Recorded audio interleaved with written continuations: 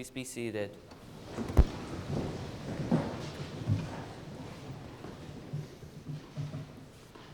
Good morning, friends, peers, teachers, and family. I'm grateful to stand here before you in the John Bell Chapel. For those of you who do not know me, my name is Kevin Ding. I am not here today to tell you about all my life since conception, nor have I any great life lessons to share. I'm here to impart a few stories from my past and tell you how they have influenced me and made me who I am today. As an immigrant from China, my family and I moved to Canada 3 years ago. Before that, I lived in Wuxi, a small city near Shanghai, China. I spent the majority of my childhood in this idyllic city. When I was in elementary school, during grade 1 and 2, it was my good fortune to have the amazing Miss Wong as my teacher. She was very patient with the students in the class, and she gave me many opportunities to help me develop my academic and leadership skills. Her patience was extraordinary. During those 2 years, I had a very smooth ride, and I was very content with everything that I did. As a result, I received multiple accolades and honors. Life for me was just like Louis Armstrong's song, "What a Wonderful World." But the happy life did not last long. In grade 3, I received a new teacher who is also named Miss Wong. She was the total opposite of the first Miss Wong. So this new Miss Wong, sorry if it confuses you, it confused me at the time. She was in her mid-40s, and for some reason, she was extremely strict with me and me only. She picked on literally everything that I did wrong and made my life really hard and miserable. Why?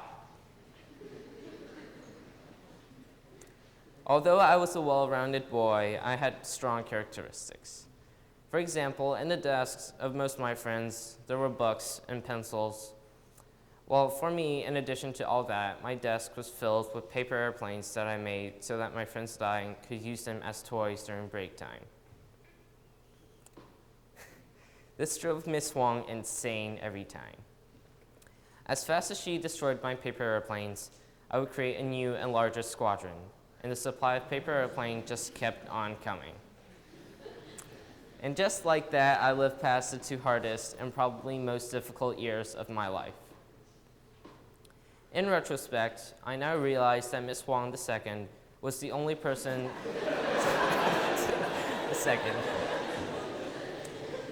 She was the only person to define boundaries and say no to me. I still appreciate that lesson today. I saw, learned, and deepened my understanding of this lesson after I read the book Gifted Hands, which is the story of Dr. Benjamin Carson, a famous neurosurgeon in the US. When Ben was a young boy, he was bullied every day at school for his poor grades, skin color, and family background. Although Ben didn't show it on the outside, it troubled him deeply within. Despite all the difficulties that he faced, Ben always had the courage to overcome all obstacles and remain who he is. In the end, he became one of the world's most significant neurosurgeons.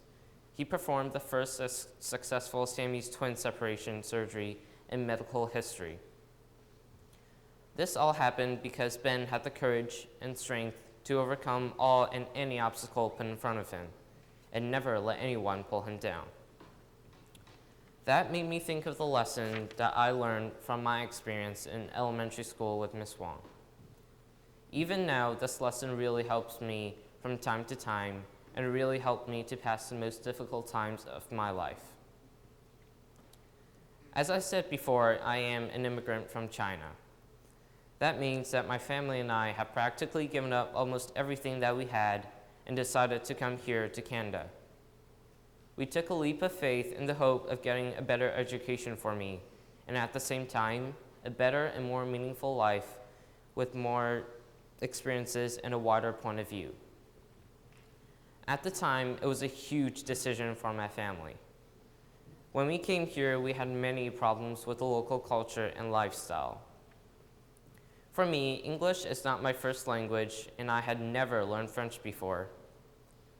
The culture here in Canada is also very different from the culture back in China, with extremely different points of views and customs. The lessons that I have learned from Dr. Carson and from my own experience of never giving up and not letting anything bring me down have enabled me to overcome all the challenges and difficulties that I faced. I am now succeeding in my English class and in the extended French class. I have made many friends at the school as well. I have also participated in many sports teams, such as competitive volleyball, swimming, and the squash team. At Camp Onondaga, I learned to step out of my comfort zone and try the legendary polar bear swim for the first time. And I have to say, coming here to Canada, and especially coming to Appleby College, has made me a totally new person and changed a lot of my personal views on the things in our daily lives. I am truly grateful for what my parents have done for me to ensure a happy and meaningful childhood.